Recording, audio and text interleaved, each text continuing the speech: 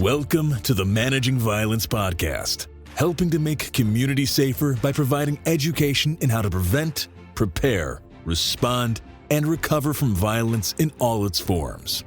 Your host is an expert in violence and aggression management. Here is Joe Saunders.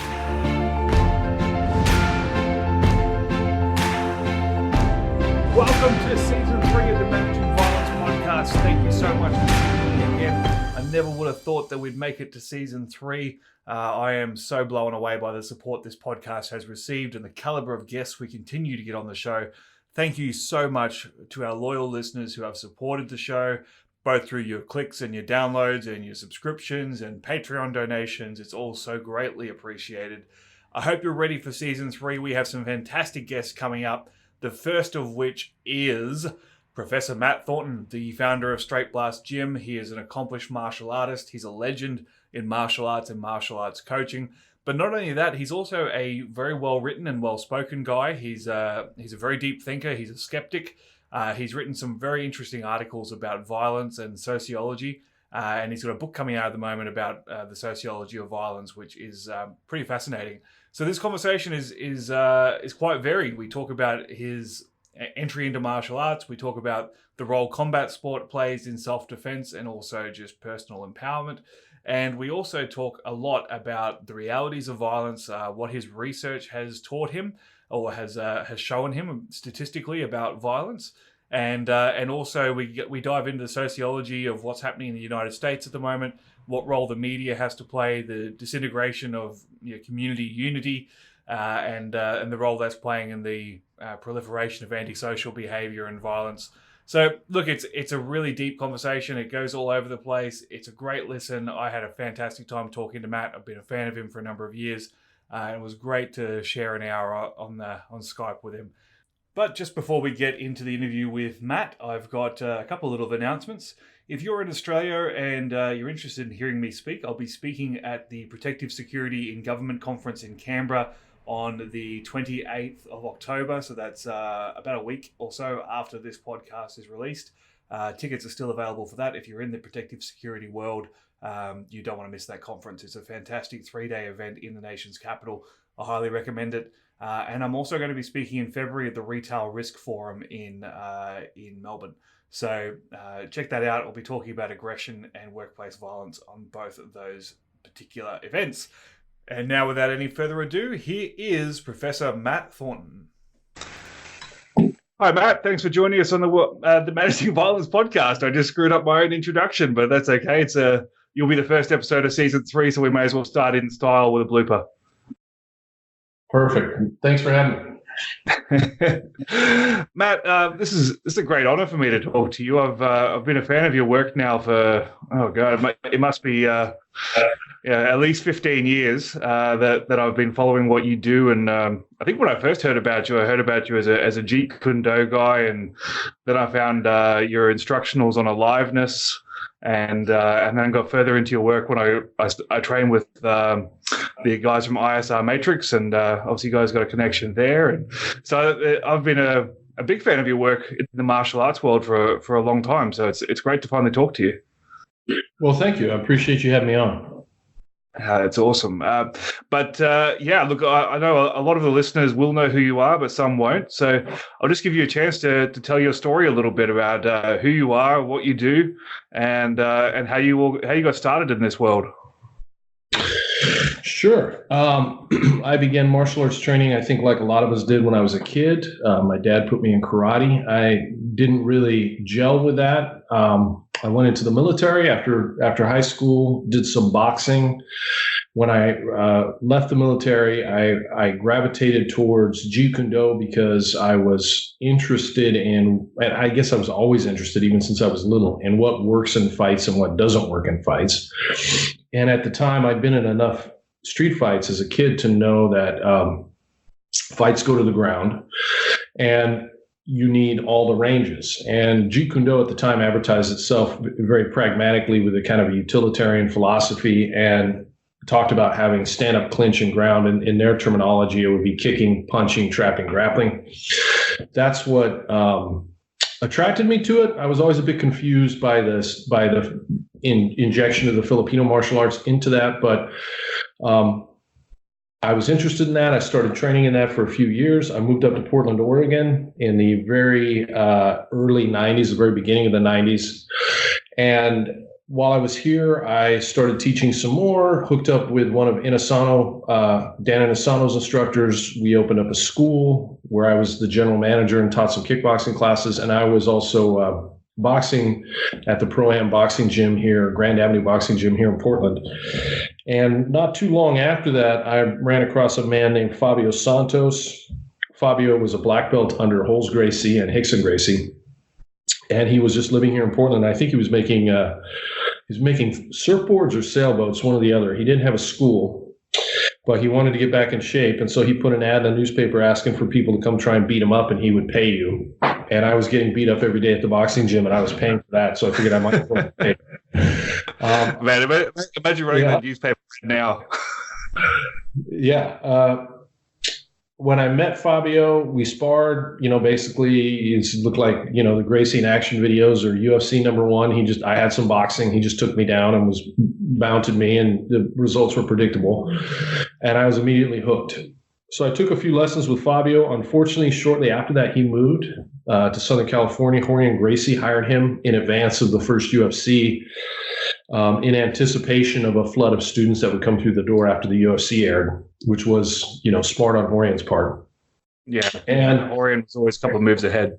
He is. And somewhere in there, and I don't remember exactly where, but around that same time, I ran across Rickson Gracie. And I've told this story many times, but I watched him wrestle a room full of, most of which were judo black belts, and tap them all out one after the other without using his hands. And I was absolutely amazed. I knew that this is what I'd been looking for in terms of functional fighting. I went back and told my friends at the school where I was training. They weren't really interested. They were skeptical.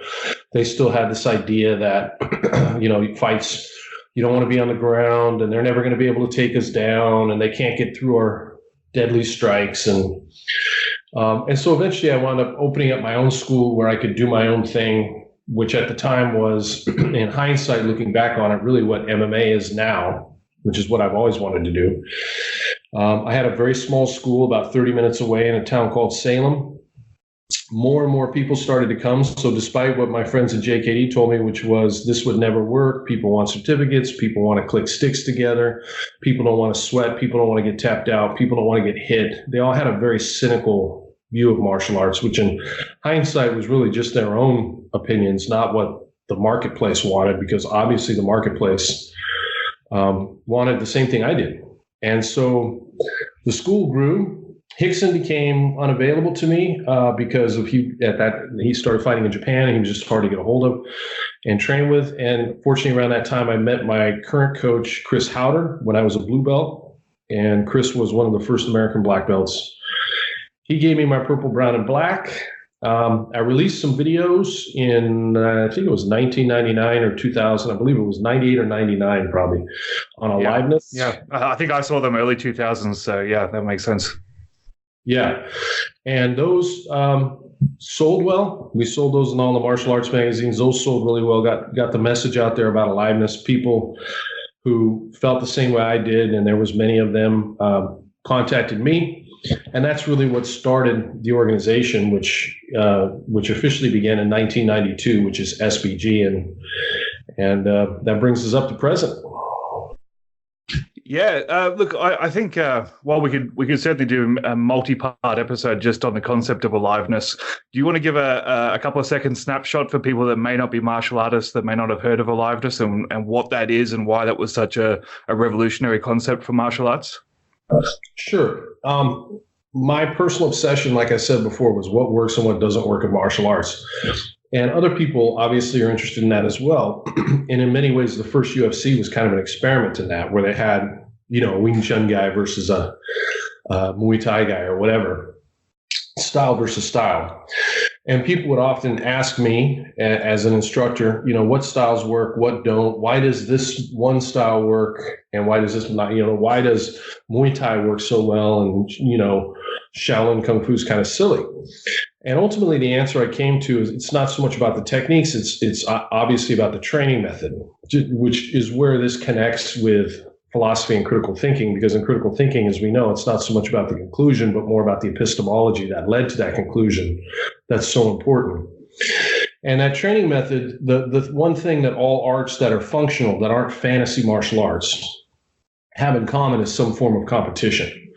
And so the delivery systems, which is a word I prefer over styles, that you will see in the UFC, kicking, punching, grappling, striking, clinch, and fighting on the ground, those delivery systems are comprised of arts like Brazilian Jiu-Jitsu, Muay Thai, boxing, wrestling, judo.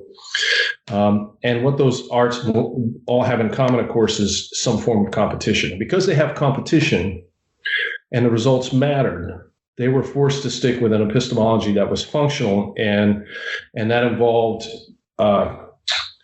an opponent process where there was real-time feedback about what works and what doesn't work. And that is what I call aliveness. And people have mistaken aliveness over the years to mean sparring or pressure testing. But it doesn't need to be either one of those things. It can be drilling. It can be gentle. You can train, for example, Brazilian Jiu-Jitsu in a very gentle way. You can drill just tiny parts of it, but you can do it with aliveness and nobody gets hurt. So aliveness is what determines whether or not a martial arts is functional. And my simple formula for it is timing, energy, motion. Timing meaning it's not in a choreographed pattern like Aikido. There's not somebody that's going to take a fall for you. Motion meaning you're moving around not in a pre-rehearsed form, but in a live way, like you would if you're going to go do a layup in basketball. It's not left, right, left, but it's dynamic. And energy in the sense that your attacker is attacking you with something that resembles realistic energy. That doesn't mean it has to be full contact. But what it can't be is like what you see daily in fantasy-based martial arts or, Filipino martial arts, where someone will throw a punch and then just freeze and they lock their arm out. And then the other martial artist does a couple, cool-looking strikes and a foot sweep and a deadly lock or whatever. Or they swing the stick and then lock their arm. And you do the inside sweep. That would be the opposite of aliveness. And that was the idea. So from that point forward, when somebody said what works and what doesn't work, I would, rather than list all these different arts, I would try to explain to them what aliveness is, because my belief was if they understood that, then they'd be able to answer all those questions for themselves. Yeah, that's perfect. And look, I had the same kind of epiphany. I started off like yourself. I started off in traditional martial arts as a kid. And then when I was 15, I started wrestling. And then that led me into judo. And I got very competitive with judo. And judo led me into Brazilian Jiu-Jitsu. But when I took a job bouncing in nightclubs, I realized that there was elements of real violence that I was missing, like the pre-contact, the verbal. And I started playing with reality-based self-defense systems. But the one thing that I found ridiculous about reality-based systems at the time was that no one was moving and no one was actually offering any resistance. And when you come from a sporting system, it's like, well, why would he just stand frozen after the first move? Like, surely he's not going to punch me and then freeze in time and let me do my 15-strike combination. He's going to react in some way. And then adding those elements, you need to combine both. I think you need, for real self-defense, you need to have the good parts of combat sport with just the extra information that goes on around that. Yeah, absolutely. All right, Matt. So moving on from there, I mean, look, we honestly could have a whole season of Matt Thornton if we dig into SBG and your background and all the stuff you put out over the years. But one thing that really intrigued me was an interview. I think it might have been the one you did with Sam Harris, where you talked about antisocial behavior and some of the factors that lead into violence in society and the statistical truth about violence in society. So I know you've done a lot of work in that space, so I'll just give you an open platform to talk about that. Sure.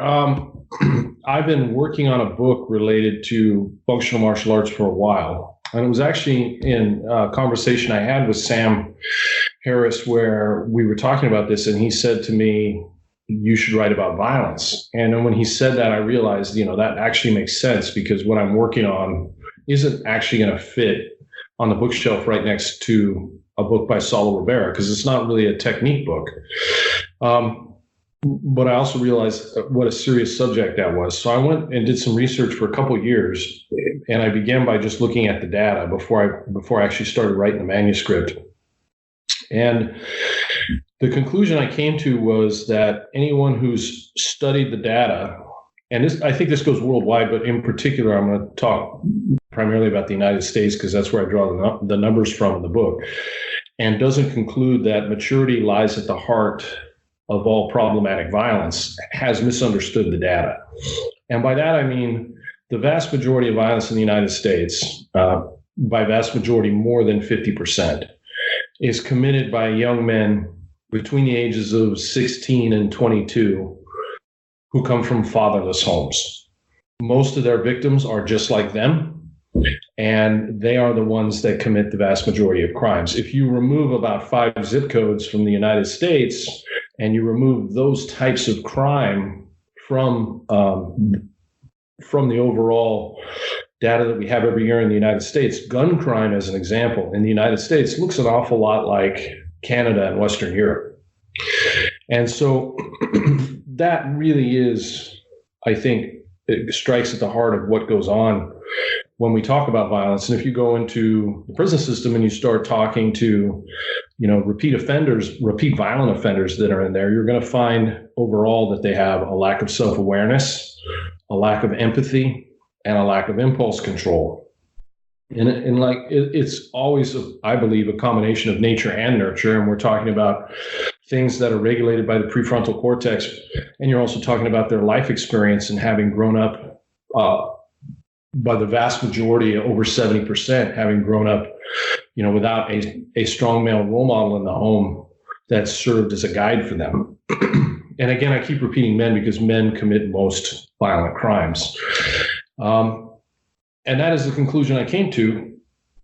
Combat sports, if we're talking at a meta level, can be helpful and play a really positive role in terms of reaching some of the kids that would otherwise go on to become either the offenders or the victims in this sort of scenario.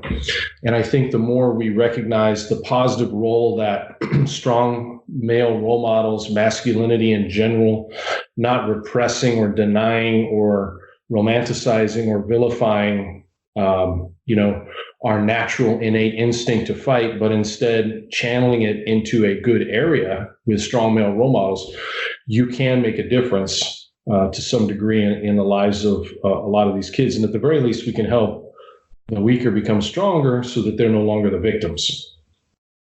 Yeah, absolutely. I think that when I first heard you make that point, it made so much sense to me about the absence of male role models. I mean, anyone who studies violence knows that men are responsible for the majority of it, and we also know that men are a majority of the victims of violence as well. So it makes sense that there's something going on with boys and men that is causing this.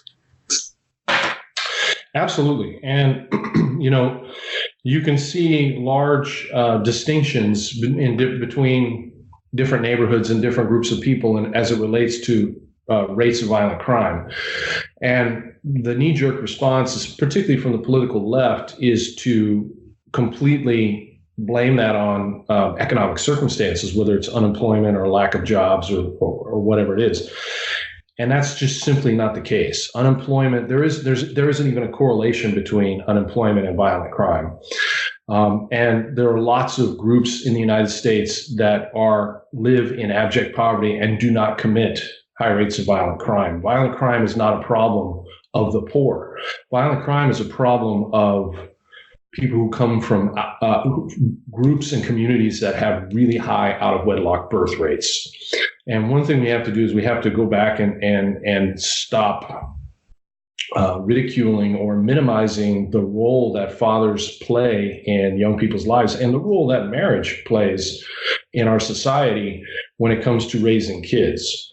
Because, and this goes back to reports and things that were written by, back in the 60s. But if we have large groups of young men that are coming from homes without fathers, you're going to need a lot of police.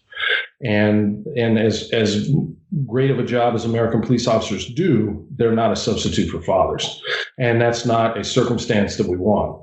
Daniel Patrick Moynihan made this point years ago when he was working for Nixon, and his predictions and everything he bore out in his report turned out to be true. And I think it's time we recognize that if we actually care about what's going on and we actually care about those victims. And those victims aren't going to be kids coming from or men or families coming from upper middle class homes who tend to vote liberal Democratic. So they don't necessarily notice those problems. These problems arise primarily in inner city neighborhoods that are poor, but it isn't the poverty that causes the problem. It's the lack of a dad in that home. Yeah, that's really interesting. And I know when I've raised this point previously, I've been, the devil's advocate will always pop up and go, what about abusive marriages? Surely it's better to not have an abusive father than to not have a father at all. So I think that it's important to point out that the out of wedlock birth rate that we talk about is just statistically significant. It indicates whether the child was likely to have a positive male role model or not. Is that correct? Correct. So I mean, if we want to look at a data point where someone could go back and make predictions based on what the crime rate is going to be in a particular zip code, unemployment's not going to help you. Medium household income is not going to help you. Out of wedlock birth rate, that will help you. You can actually predict what the violent crime is going to be in a given neighborhood based on that. That's how significant it is. That, of course, it goes without saying, but that doesn't mean that, a woman should stay with an abusive husband. Of course not. And I spent a lot of time talking about how most violent victims of violent crime know the perpetrator. Often they're related. When we're talking about children, we're usually talking about step parents who are far more likely, and by far more likely, we're talking more than 100 times more likely to commit violence against a child than a biological parent. So I'm not suggesting that at all, nor am I minimizing the role that single mothers play, because sometimes people who make these arguments, other people say, well, my mom was a single mom and she was great. Absolutely. Most single mothers are great. And if I wanted to minimize the role that single mothers play in our society or mitigate it in some way, then I wouldn't make this argument. Because what I'm actually saying is that raising a child is very hard. And a single mom who does it well is doing an extraordinary job. So far from insulting single mothers, I'm actually pointing out how amazing a good single mother who raises good kids, what an amazing job she's doing. Yeah, absolutely. I just wanted to get that bit on record because I know that's a common retort. So I just wanted to make sure that we cover off on that so that we don't skim over it. I find that whole concept really fascinating, especially as a martial arts instructor and someone who's worked with a lot of young boys over the years. That you can you can sometimes minimize how important that role is, both positively and negatively. I mean, a good coach, whether it's just take it out of martial arts, but a good sporting coach can fill so many roles in a young boy's life, or they can destroy so much as well if they're not responsible in how they conduct themselves. Absolutely, yeah, very true. So, I'm just wondering, with SBG, do you guys have a program that you use to make sure your instructors are aware of all this and that they identify needs with younger students? We do. We have multiple programs. All our staff goes through training. So we have instructor training programs for all the coaches. We have separate instructor training programs for coaches that are going to teach kids. We have what we call the Growing Gorillas program, which was developed by one of my black belts and vice president of the organization that we use to teach kids. And it has in it a life skills program. So we do, we spend a lot of time trying to train our staff before they ever get on the mat. And then once they go through that training, they wind up shadowing one of the other coaches that has been on the mat for a while before they're ever allowed to have their own class. So it is something we take very seriously. Yeah, that's awesome. Just go back to your research. So other than the out-of-wedlock birth rate, what are the other statistically significant findings that you found of interest as you started to dive into the subject? Well, I think it's kind of interesting. And when I first ran across it, it was a bit of a curiosity to me, but the more I thought about it, the more it made sense. But the vast majority of what you would call reality-based self-defense instructors, and the vast majority of literature that's out there on the market as it relates to violent crime, talks about perpetrators, violent criminal actors, who are strangers to the victims. And I understand that fear. I mean, that's the fear of the serial killer, the fear of the armed robber, the house invader. You don't know who all of a sudden, you have to contend with. And that happens. And I don't want to minimize that or say in any way, shape, or form we shouldn't be prepared for that. But the odds of being killed by, for example, a serial killer in the United States are so slim, you're far more likely to get hit by lightning. So for the majority of victims of violent crime, whether we're talking about home invasion, robbery, assault, of course, rape, murder, these crimes happen by people that that the victim knows most of the time.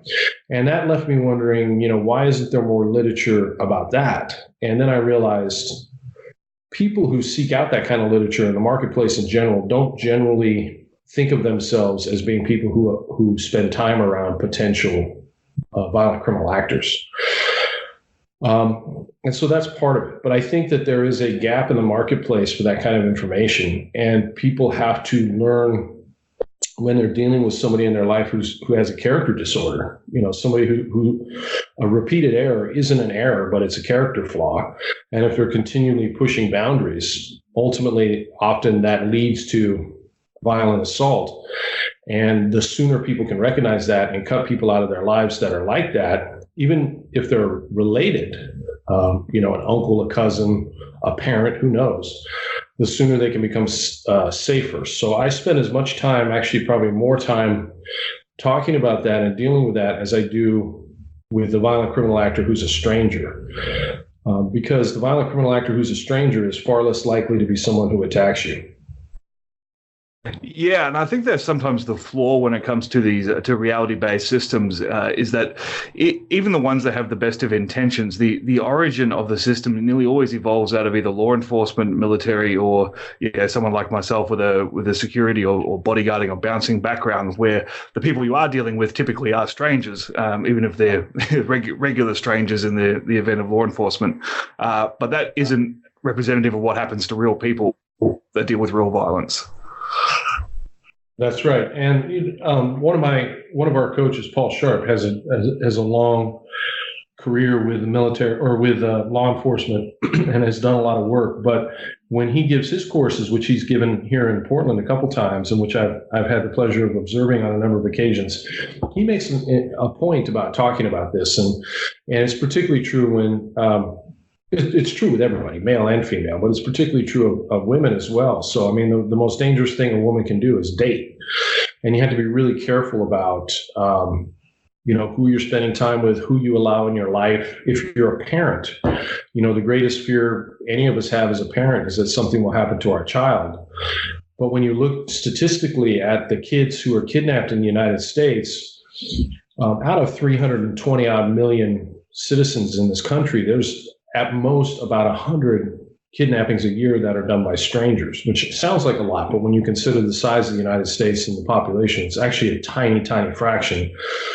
And the vast majority are either lost, that's most of them, or run away. But if we take those out, kids who actually were kidnapped, they're kidnapped by somebody, the step parent or the parent in a divorce or custody dispute. And the same goes when we talk about kids who are assaulted sexually. It is almost always someone the parent knows. It's not some stranger on the playground. It doesn't mean I don't want people to pay attention to creepy strangers on the playground, but beware that your number one job in protecting your child is who you allow in that child's life. And so letting people know that, I think, is important, because a lot of people I talk to aren't actually aware of that.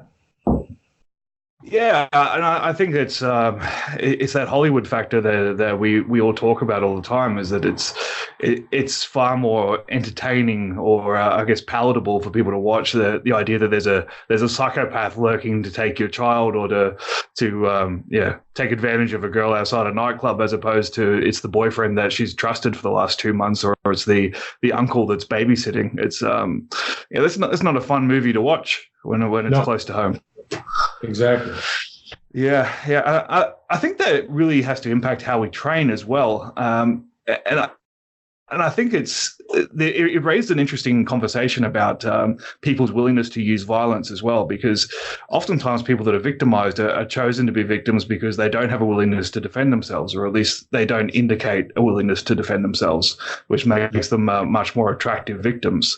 Did that bear out in your research?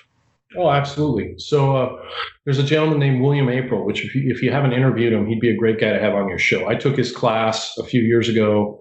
I took a class that he and Paul Sharp taught together. Paul taught the handgun portion, and William taught the information portion. He deals primarily with violent criminal actors, but the whole point there is usually, and one of my favorite books on violence of all time is of course, The Gift of Fear. And Gavin de Becker has done a great job of making this point to people. But, we are evolved primates that come from millions of years of evolution, and we have fantastic instincts when it comes to predators and people that want to do us harm. But many people, and oftentimes the people who are most likely to be picked out as potential victims, selected, as William April would say, are the kind of people who don't want to pay attention to those instincts, or want to ignore those instincts even when they go off, sometimes for nice reasons. They don't want to be somebody who's prejudiced. They don't want to judge people. They want to be nice. But what they fail to understand is all those qualities actually make them great victims for violent criminal actors who don't give a shit about being nice or anything else. They're just looking for somebody who's going to be the easiest possible victim, because predators as a whole tend to be lazy. And one of the great things about combat sports is they help everyone, male and female, no matter what background they come from, learn to become more assertive. And if there was one single thing that I could give people, besides just being situationally aware of their circumstances, that would help make them safer, it would be learn to be assertive, learn to defend your boundaries, learn to say no, and learn to pay attention to your own innate instincts. Have enough confidence in yourself that you are comfortable judging people when they're behaving in a way where they're pushing boundaries. And I've seen one of the great things about Brazilian Jiu-Jitsu is, even if we don't talk about the self-defense aspects in every class, even if they don't attend a lecture where Paul Sharp or William or myself or anybody discusses any of these topics, just training daily on the mat and having to roll with people who are being competitive and defend yourself on the mat transforms people over time to become more confident, more assertive, and to carry themselves in such a way that they're far less likely to be selected by a violent criminal actor. Just the way they walk will make it less likely that they're going to be selected by a violent criminal actor. And so in addition to all the positive health benefits that come along with training in combat sports, teaching people to be confident and more assertive is probably one of the most beautiful things that happens. Yeah, absolutely. So just for an interesting sort of side point to that, one of the things that I do professionally is I consult to government agencies and private business, teaching aggression management in the workplace setting, mostly to do with customer aggression. And a large number of the organizations, they really shy away from any kind of physical self-defense. They don't want to have any physical self-defense training. They want to all be situational awareness, verbal de-escalation, and then withdrawing to a lockdown or evacuation or whatever their emergency procedure is. And that's largely risk mitigation and litigation based. But one thing that I try to stress to them is that the more physically confident somebody is in their ability to handle the situation if it gets worse, the longer and the more able they're going to be to communicate clearly, the better chance they're going to have of de-escalating, because they're going to have a sense of confidence that if this doesn't work, I still have something to back me up. Whereas if the person's in a sheer panic that if what I'm trying verbally doesn't work, I've got nothing and I'm going to get beaten to death, then no amount of verbal de-escalation training is going to help that. No, that's very true. That's a solid point. The same thing happens, interestingly and sadly, even with police officers sometimes. Because of attorneys who are worried about litigation, they minimize the amount of physical training sometimes that these guys have to go through. And I want to keep emphasizing combat sports as opposed to martial arts, because if I was able to choose between putting someone in a fantasy-based martial art, let's say I'll just pick like Aikido or Wing Chun or rugby, I'd put them in rugby, because the point is I want them to feel comfortable with someone who is grabbing them, pushing them, pulling them, being physically aggressive. And you can't learn to do that when it's all make-believe. And it's that learning to be comfortable with someone who's being physically aggressive and over time just kind of adjusting to that, which is normal and would have been normal for us in times past. It's normal through play, which is generally how children learn this kind of thing. And it would have been normal to our ancestors, but is becoming increasingly more of a foreign concept as people make their living sitting behind a desk and dealing in environments where no one is being confrontational. Otherwise, you get sent to the HR department. Just to bring it full circle, one of my friends who's a supervisor in law enforcement he's an extraordinarily nice human being. There's not a violent, or in my opinion, aggressive bone in his body, which is not to say he's not capable of that. He's fully capable of that, but he's just a kind family man. But he's direct, and just being direct as a supervisor is enough to put off some of the recruits where they'll actually make complaints against him. And the thing people have to understand is, listen, if you can't handle a supervisor just being straightforward and direct with you, and you find that aggressive, there's no way you're going to be able to deal with a seasoned, gang member on the street somewhere. And so it's that accumulating experience dealing with people who are being physically and verbally aggressive is what I think really makes the difference. Yeah, I think you raise an interesting point about what would have been normal for our ancestors growing up. I mean, those of us that sort of grew up with siblings and were allowed to play rough tend to have a different attitude towards things than those that have been coddled or grew up without, sort of as an only child, or were forbidden from physical sort of roughhousing, because I think you learn boundaries, and you learn that you are capable of hurting somebody. You learn what it feels like to be hurt, and you develop a slightly more healthy relationship with violence. And I liken it to puppies. If puppies are removed from their litter too early, they can be quite antisocial and aggressive around food, and they haven't learned how much they can nip in playfulness without actually causing harm, because they haven't had that discipline. So I think humans are exactly the same. We need to have that element to establish healthy relationships with violence and aggression. Absolutely. Very true. And the sooner people start that, the better. But at the same time, it's never too late to start. I have students here at the gym who started training in their 60s. One of my black belts is a very tiny woman who began training with me when she was, I think she was 51, maybe 50. She earned her black belt when she was 63. And she's certainly assertive, and she's not someone that, even though she's small and she's 63, she's not the typical person that criminal scumbag is going to pick out on the street as a potential victim, just because of the way she carries herself and how comfortable she is, and the fact that you can tell that she would be willing to fight back. And being willing to fight back is usually enough to dissuade a good portion of these people. I also love the fact that a small 50-something-year-old lady picked out a 6'10", 250-pound Brazilian Jiu-Jitsu instructor. Yeah, no, she's legit. I've had to fight out a few arm locks before. Yeah, that tells you a little bit about her personality. The fact that she even walked into that class and thought, "This is the guy I want to teach me." Yeah. So I just want to touch on something I heard you talk about in other interviews that I found really interesting, was the exposure to a subject matter and how much we fetishize it indicates a maturity with that subject. Is that a fair summary of what I've heard you talk about before? It has been a little while. Yeah, in particular, as it relates to violence, I think the first point I make with people, and one of the first points I made in the book, is violence is natural. And unfortunately, what happens in our society is people, and this, I think this is obvious in why it happens, because it's something that's so intrinsic to our evolutionary development. There isn't anything, I think, more important in our evolutionary development than violence, other than reproduction itself. I mean, violence is probably the reason we have eyes. Violence helped, form our very consciousness so that we become aware creatures. So it's so innate in who we are as animals, and it's innate in the planet, and it's innate to nature, as Darwin pointed out many times.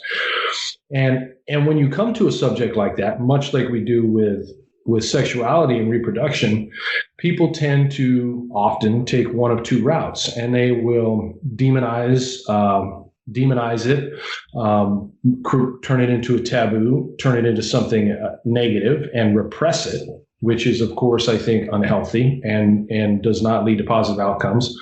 Or they romanticize it and they glorify it, and I also find that unhealthy.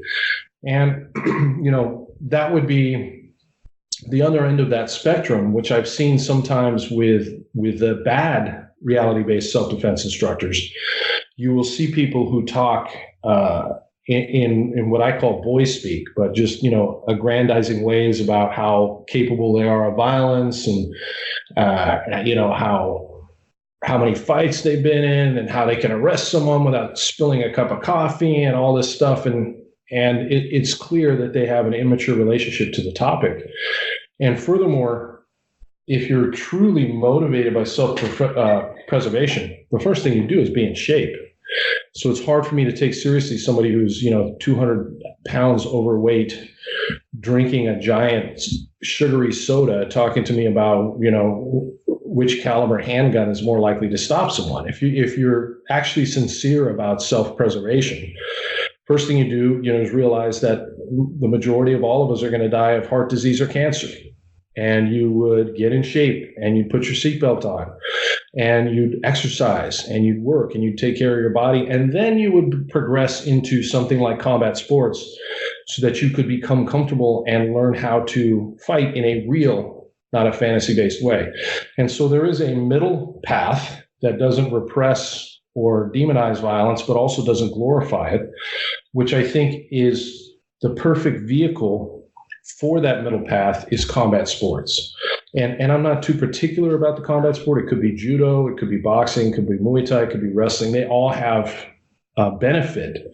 I think one of the beautiful things about Brazilian Jiu-Jitsu is it's the most gentle. So it's something that all of us can do, hopefully until we die. We can do it into our 80s. And it doesn't cause brain damage the way boxing and Muay Thai can over extended periods of time if you do too much sparring. So Jiu-Jitsu really does have all those benefits. But really, any combat sport can help fill that role. But the first thing people have to do who are sincere about self-preservation and sincere about learning how to defend themselves is prioritize. And on that list of priorities, the number one thing we have to do is take care of our body and become an athlete. Yeah, I think I heard you say that in possibly the Aliveness disc that I came across years ago, where you were talking about, might have just been an interview where you said someone walks in and the first thing you ask them is, why do you want to train? And if they say that they want to train for self-defense, but they're 40 pounds overweight, then it's like, well, we need to call bullshit on that, because you're completely unaware of statistically what's likely to kill you, or you're you're deluding yourself, and that we need to be honest about what your actual motivations are. And I've taken that to heart as well with a lot of my students. Is not everyone trains martial arts to learn how to fight. I mean, that's perfectly fine. Just be honest about what your motivation is. Right. Absolutely. So I want to move on to a topic that I've seen you talk about, or followed your discussions on social media about, and it's obviously a massive issue in the US, and it's a growing issue here in Australia, and it's a growing issue globally as well. I think, at least in in Western culture of left versus right, and this segregation of the community, and how I feel like we're being driven further apart, and that's ending up with violence on both sides. And I just wanted to get your thoughts on what's happening and what you think the causes are and what we should be doing about it. Sure. First of all, I hesitate slightly on this topic, but I will definitely discuss it. But first, I have to put a disclaimer in there and explain to people inside the gym, if they come to one of our gyms, politics and religion are not allowed on the mat. So I don't care if somebody's, far left person or far right person or in between, as long as they're a good human being and they're not out committing violent acts or being an asshole to anybody, they're welcome on the mat. And that's fine. And I think that's very important. And one of the most beautiful things about, and it's not just my school, but I think Brazilian Jiu-Jitsu in general, is if you walk into a healthy Brazilian Jiu-Jitsu school, and I should stop saying any combat sport, not just Brazilian Jiu-Jitsu, you're going to see conservative, stockbrokers working with liberal left-wing teachers, working with a construction worker who's wrestling with, a surgeon. And it is really, truly a meritocracy of people of all backgrounds, all kinds of beliefs coming together to engage in an activity that they love with each other. And I think that that's extraordinarily important. So at this stage of my life, I really try to keep any of that outside the gym. Having said all that, when you talk about politics in general, in particular here in the United States, unfortunately, and I don't lay fault too far with either the right or left in the United States, because the right certainly engaged in this and began engaging in this with people like Lee Atwater back in the 80s and 90s. And then the left kind of took it over and took it to another level with identity politics. And what we tend to do now is divide people up by groups and address people as groups, whether we're talking about Black or people of color or white nationalism, whatever it is, as opposed to dealing with the issues themselves and looking at the data and what the potential solutions for those issues can be. And I think that that's extraordinarily divisive and dangerous. And, I saw Elizabeth Warren and Kamala Harris, just to give you one practical example, just a few weeks ago here in the United States, talk about Michael Brown's death as a murder. Now, Michael Brown was the young man who tried to kill a police officer in Ferguson, Missouri, and was shot. And that began the whole hands up, don't shoot. That was adjudicated by President Obama's Justice Department and in court, and by many Black witnesses who were there on the scene. And the fact is, and from forensic evidence, which showed that Michael Brown actually reached into the car and tried to take the gun from the police officer and then charged the police officer, and he wasn't shot in the back. And it was a righteous shooting. The police officer was put in a situation where he had no other choice. And we all know that. We know that from the evidence. It was adjudicated in court. Like I said, we know it from the witnesses. We know it as much as we can know any court ruling or any situation where we weren't there personally. And yet still, you have leading candidates for the Democratic Party referring to it as a murder. And you have that police officer now who has to have security, who has lost his career, who has moved on, whose children are probably under constant threat. And you have leading candidates for public office who are knowing, because I have no doubt that both Kamala Harris and Elizabeth Warren know the facts of the case. They just lie. They're lying for votes. And I find that kind of thing incredibly divisive. And it makes it impossible. At this point, it would be impossible for me to cast a vote for them, which is not to say I would vote for the guy we have in office now. But it puts a lot of Americans in a situation where we don't feel like we have anyone good we can vote for, because everybody is divided along party lines. And as long as we treat politics like we do football teams, I think we're going to have consistent problems. And at the extreme end of those situations, you have people who really oftentimes aren't that bright. and or don't have that much going on in their life. They get sucked into the 24-hour news cycle. They get sucked into the vortex of internet bullshit, and they fall into this far right or far left category and become violent. And it happens rarely, but it does happen. And it does happen on both extremes of the political pole. I really do think there are two peas in a pod, and that's dangerous.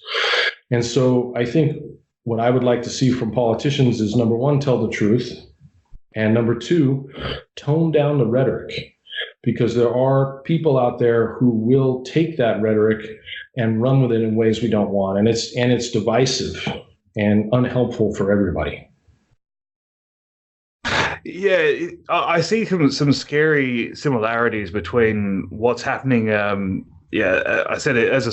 kind of is more a mature problem in the US than it is here, although it's starting to become a more of an issue here as well.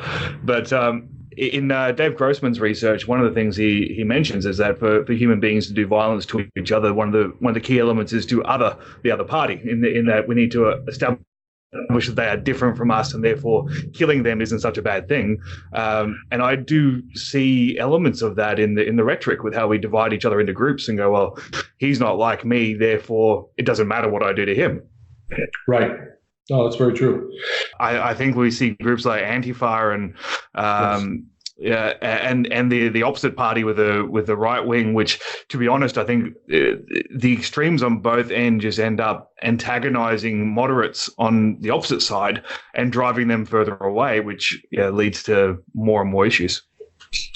No, you couldn't be more right about that. Here in the United States, in Portland, Oregon, where I live, obviously our problem, we've had a lot of problems with groups like Antifa, which are really just kind of goofy kids who are living in their mom's basement, probably unemployed, not much going on in their life. When they get arrested and you actually take a look at them, they're the kind of people who are susceptible to the rhetoric that gets put out by the politicians and taking it too far. But here they've chased down an elderly man and tried to hit him with a pipe. A few years ago, they threw a brick on a city worker's head who was going into the bathroom to try and clean the bathroom. They most famously recently attacked Andy Ngo, who's a conservative journalist who was actually taking classes here at the gym for a while.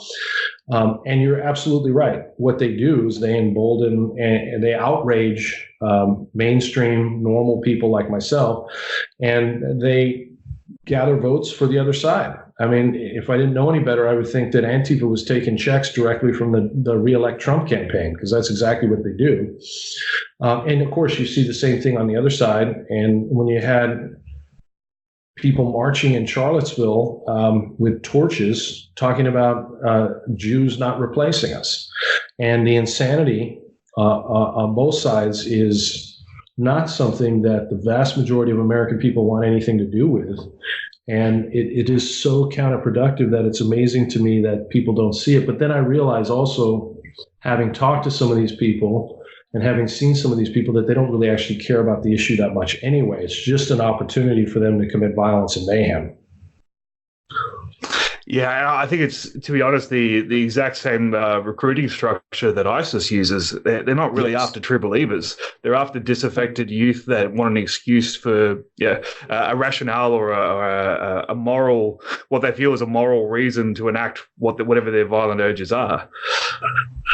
Absolutely. And that's not to say that they don't actually end up believing their own rhetoric. I'm sure that most of them probably think they believe that conservative people are Nazis and so forth. But I don't think it necessarily starts that way. And I don't think decent human beings would ever take it that far anyway under these circumstances. So we are really dealing with a fringe population that, as you said earlier, is just their behavior is just totally counterproductive. What role do you think the media plays in all this? I mean, the US media is so powerful when it comes to dictating what the world sees about your own country, but also what the rest of the world sees about what's happening. And it's very easy for someone who doesn't otherwise have. I'm lucky that I've got a lot of American friends that I talk to on a regular basis, so I get kind of an insight into what's really happening. But if I didn't, I would think that your whole country is about to fall off the edge of a cliff. Yeah, no, that's true. I think it plays a massive role. I think it plays much like those quote unquote protesters. It plays a completely counterproductive role. I think it's economic in its reasons. It has to, clickbait and 24-hour news cycles and getting viewers and getting ad revenue is what motivates these companies. And one thing I did figure out a few years ago is I think if you know any particular topic fairly well, so let's say you happen to be a climate scientist, or you happen to be a nuclear engineer, or you happen to be a criminologist, whatever, if you have a particular set of knowledge base about a particular issue that happens to be in the news, you will immediately begin understanding just how biased and dishonest the mainstream news is. And I don't always think it's malicious. I often think they're just absolutely lazy. They will just repeat the same thing over and over again. And I see it time and time again, in particular with police shootings, and the rhetoric that they put out. It is so counterproductive. It is so dishonest, and very rarely are they ever called on it. And they are in their own echo chamber where they kind of repeat what the other one says and then validate each other. But if you take a step back from that, you can see just how counterproductive that is for our society as a whole. And people who are knowledgeable on the topic immediately stop. They immediately lose a lot of credibility because you realize how uninformed much of what they're putting out there really is. And that happened to me when I started to look into the data as it relates to shootings and things like this. And I would see how CNN or MSNBC or even Fox News, and certainly the mainstream networks would report on this stuff. And I'd realize how uninformed, how biased, how lazy they were. And then that makes me think, what are they saying about all these other issues that I don't particularly know that much about, but how can I now begin to trust them? And of course, that feeds into Trump's narrative of fake news. Steven Pinker has talked about this a lot, and in a really good way, where he talks about there are certain issues that the mainstream media simply lies about, and they don't need to lie about it, but they do, partially, like I said, because I think they're lazy. And then when you have a young man, maybe a disaffected young man living in his mom's basement, and he gets riled up based on what some politician says and looks up these issues and gets a little bit of the actual data for himself and sees that the mainstream news is lying to him, it's only more likely to radicalize that person, more likely for them to jump on the bandwagon and say, yeah, fake news. So it is completely counterproductive. And I think what we need a lot more diversity in our media and diversity in academia. And by diversity, I'm not talking about immutable characteristics, but I'm talking about diversity of opinion. Yeah, I think something you mentioned just before about society as a whole. I think we've lost sight of what is good for everybody. And one of the things that I found sadly amusing when Trump was elected, and it was repeated here just recently, we had a conservative prime minister elected who, personally, I think is doing a good job. But that's a different topic.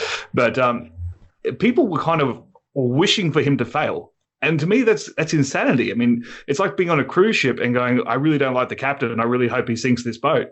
I mean, why on earth would you hope that the person leading you is a failure? Yeah. No, it's very true. It's people are more interested in being right than they are about surviving, and I think that's become we can narrow that right down to the lowest level street altercation to bring this full circle back to violence. But people are more interested in winning the argument than they are about going home safely to their families sometimes, especially young males getting themselves into pointless squabbles over nothing and getting killed for it. It's crazy how that manifests itself at all levels of society. We so badly want to be right that we don't even think about what the consequences are for humanity as a whole. Absolutely. And, what you mentioned there about young males is one of the other things that I don't think people realize is sometimes people will hear what I'm talking about. They'll hear about gang violence. They'll equate it to gangs, which it often is. They're often gang affiliated. But it's not about the money. there's been studies done, and most of these gang bangers are making less than they'd make if they were working at Burger King. What winds up causing these shootings are petty disputes over status, and again, I think it goes down to it comes down to a sense of identity. And these young men don't have strong male role models in their life. They don't have an understanding of what it means to be a man. They don't have a strong personal identity that should come from their family and from their father and their mother. And so instead it comes from their peer group, and it leads to bad things. And you can see it at the larger scale as people start to identify with these political parties or with these beliefs, and again, going back to the really pernicious concept of identity politics, and that becomes a kind of identity form, and that identity becomes more important than what's going on in real life, their real relationships with people, their real income stream, all the positive things. Because at the end of the day, I'm still an optimist. And it's funny what you mentioned about the United States. But the reality is the United States is doing really well. If you live here, economically, we're doing good. By pretty much every standard, things are getting better every single generation, not just in the United States, but worldwide. People don't realize that. But when we start identifying with these concepts and it becomes a form of identity, I do think it becomes incredibly unhealthy. Yeah, there's an element of tribalism that I think we need to be aware of, and I think as you're coming back again full circle to where we started this conversation with fatherless children and so on, where I think we lose that. What has always been an essential element of our species, which is having a tribe, having hierarchy, having structure, having authority figures. And it is interesting that the most quote unquote successful gangs replicate that tribal structure really well, but so does the military and so does law enforcement. And it'd be interesting to look statistically at the career choices for children growing up without that structure at home, where they're drawn either to organized crime or into a highly structured environment like law enforcement or military service. Yeah, I've not seen any studies like that, but I think that would be interesting. All right, Matt, we're coming up on time, so I just want to, you've mentioned your book several times. Have you got a release date or a title for that as yet? I do not have a release date. I do have an agent, and we're working on that now. There's some additional hoops I have to jump through, but I'm confident we will have it published probably this year. And I will definitely let everybody know. It'll be all over my social media, and I'm sure I'll be doing a whole bunch more podcasts when that happens to try and get the word out there. Absolutely, and more than happy to have you back on to talk about it. And I'm really looking forward to reading it. I've been looking forward to it for several years now since I saw you start researching it. So I'm sure it'll be a great success, and we're happy to help in any way we can to promote it. So Matt, just for the sake of listeners that might want to know more, might want to read your articles or your essays or anything, where can I send them to find out more about you and SBG?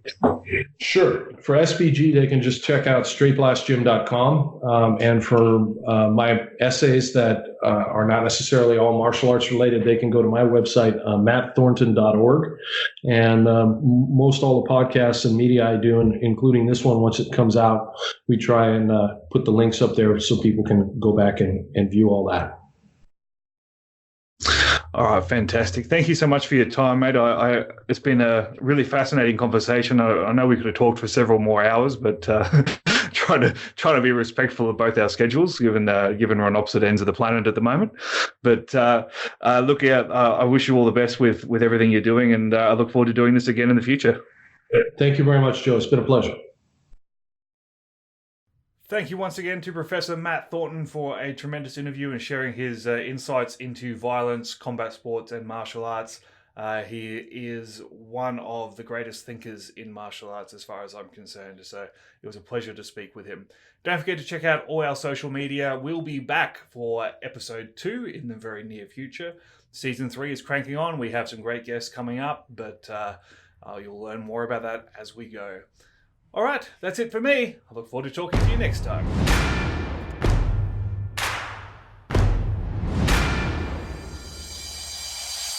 Thank you for listening to this episode of the Managing Violence podcast. For more information or to listen to previous episodes, please check out www.joesaunders.com.au or visit us on YouTube, Facebook, LinkedIn, and Instagram. Don't forget to rate and subscribe so you never miss a show.